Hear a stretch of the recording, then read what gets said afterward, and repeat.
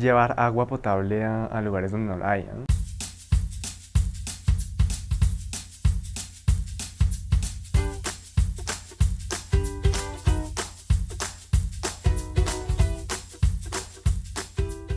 There are so many people out there who don't have access to fresh, clean water. Which doesn't even have to apply to a third world country. Look at Flint, Michigan.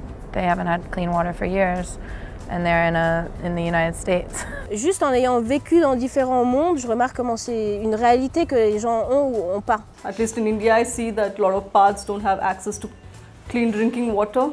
It's wild that it's 2017 and we haven't sorted that out.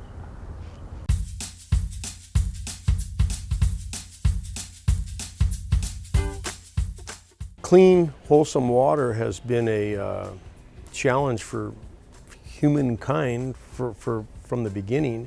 The testimonies and the opinions that were given are shared, I think, from people around the world. Historically, because the lack of conveyance and proper treatment, water was difficult to get for the general masses. Fortunately today, with the treatment facilities that we have and processes we have and the conveyance systems we have, water for us is not a difficult thing to provide. But that doesn't mean it isn't difficult and very challenging for many other people throughout the world. And we have a genuine interest in assisting and contributing to solutions on a broader scale outside our personal interests. As humans, we're interested in helping people.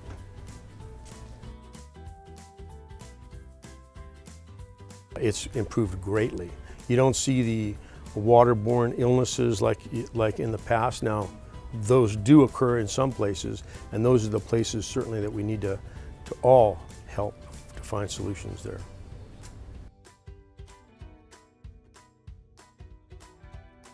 One of the things that, as an elected official, sound government policy and practices, as well as sound business practices, is very important to providing water to the end user.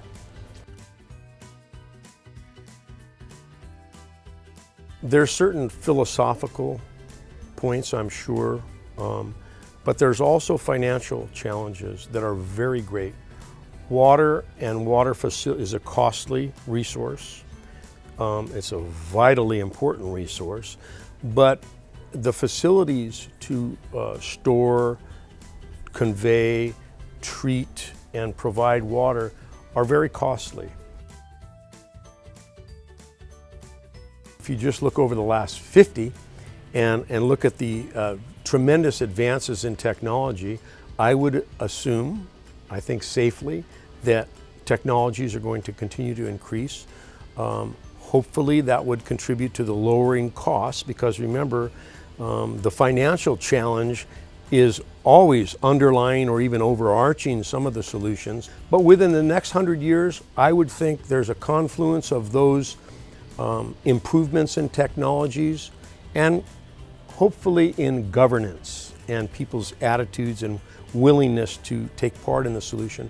I'm very hopeful for the next 100 years.